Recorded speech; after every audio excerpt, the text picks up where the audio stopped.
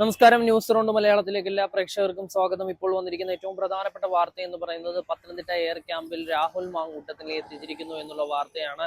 രാഹുൽ മാങ്കൂട്ടത്തിലെ വൈദ്യപരിശോധനകളൊക്കെ പൂർത്തിയാക്കി ഇന്നലെ തന്നെ രാഹുൽ മാങ്കൂട്ടത്തിനെ റിമാൻഡ് ചെയ്തിട്ടുണ്ടായിരുന്നു.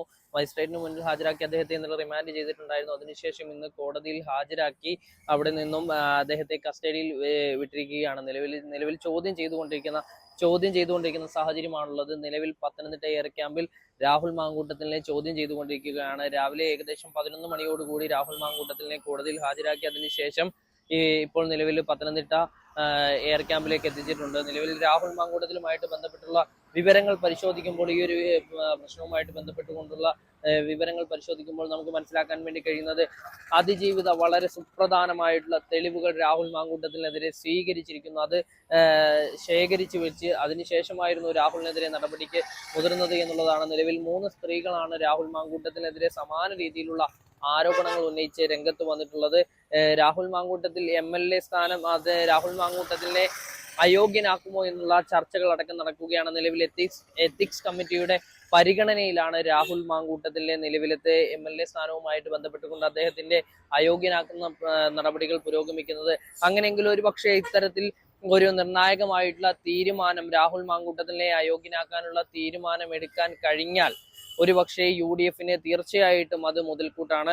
വരാനിരിക്കുന്ന നിയമസഭാ തിരഞ്ഞെടുപ്പിൽ UDF അത്തരത്തിൽ ഒരു നിലപാട് സ്വീകരിച്ചു കഴിഞ്ഞാൽ കൈപ്പത്തി ചിഹ്നത്തിൽ വിജയിച്ചു വന്ന രാഹുൽ മാങ്കൂട്ടം അദ്ദേഹത്തെ UDF ആദ്യം തന്നെ അദ്ദേഹത്തെ തള്ളിപ്പറയുന്ന സാഹചര്യങ്ങൾ ഉണ്ടാകുന്നു. അതിനുശേഷം രാഹുൽ മാങ്കൂട്ടത്തിനെ അയോഗ്യനാക്കാനുള്ള നടപടികൾ ഇപ്പോൾ പുരോഗമിക്കുന്നു എന്നാണ് നമുക്ക് പ്രാഥമികമായി അറിയാൻ കഴിഞ്ഞത്. എന്താണെങ്കിലും ദുരൂഹമായിട്ടുള്ള നിലവിൽ സമാന രീതിയിലുള്ള നിരവധി സ്ത്രീകൾ രാഹുൽ മാങ്കൂട്ടത്തിനെതിരെ ആരോപണങ്ങൾ ഉന്നയിക്കുന്നു എന്നുള്ള വാർത്തകൾ വന്നിരിക്കുന്നു. രാഹുലുമായിട്ട് ബന്ധപ്പെട്ടുകൊണ്ടുള്ള നിരവധി ആരോപണങ്ങളാണ് വന്നിട്ടുള്ളത്. കഴിഞ്ഞ ദിവസം രാഹുൽ മാങ്കൂട്ടത്തിൽ യുവതിയുമായിട്ട് നടത്തിയ വാട്സാപ്പ് ടെലിഗ്രാം സന്ദേശങ്ങൾ പുറത്തു വന്നിട്ടുണ്ടായിരുന്നു. നിലവിൽ യുവതിയുടെ പക്കൽ നിന്നും പണം തട്ടിയെന്നടക്കമുള്ള പ്രധാനപ്പെട്ട തെളിവുകളാണ് ഇപ്പോൾ ലഭിച്ചിരിക്കുന്നത്. അത്തരത്തിൽ നോക്കുമ്പോൾ രാഹുൽ മാങ്കൂട്ടത്തിൽ എല്ലാ തരത്തിലും രാഹുലിനെതിരെ തെളിവുകൾ ശേഖരിച്ച് കൃത്യമായിട്ടുള്ള നടപടിയാണ് പോലീസ് എടുത്തിരിക്കുന്നത് എന്നുള്ളത് തന്നെയാണ് നമുക്ക് പ്രാഥമികമായി മനസ്സിലാക്കാൻ വേണ്ടി കഴിയുന്നത്. അതിൽ തന്നെ വേറൊരു വിഷയവും കൂടിയുണ്ട്. രാഹുലിനെതിരെ ഇപ്പോഴും ഒരു വിഭാഗം സോഷ്യൽ മീഡിയയിലും സമൂഹ മാധ്യമങ്ങളിലും രാഹുലിനൊപ്പം തന്നെ നിൽക്കുന്ന ഒരു സാഹചര്യമുണ്ട്.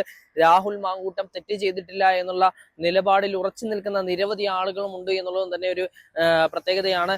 മാത്രവുമല്ല, രാഹുൽ മാങ്കൂട്ടത്തിൽ ഒരു MLAയെ സംബന്ധിച്ചിടത്തോളം അദ്ദേഹത്തെ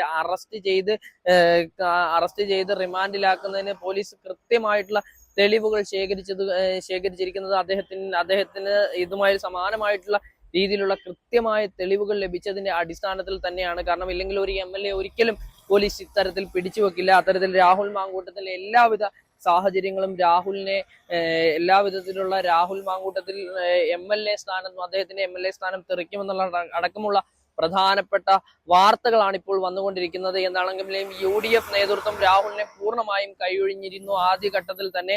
ഇപ്പോഴിതാ രാഹുൽ മാങ്കൂട്ടത്തിനെ അയോഗ്യനാക്കാനുള്ള നടപടികൾ പുരോഗമിക്കുന്നു എന്ന് തന്നെയാണ് പ്രാഥമികമായി അറിയാൻ കഴിഞ്ഞത്.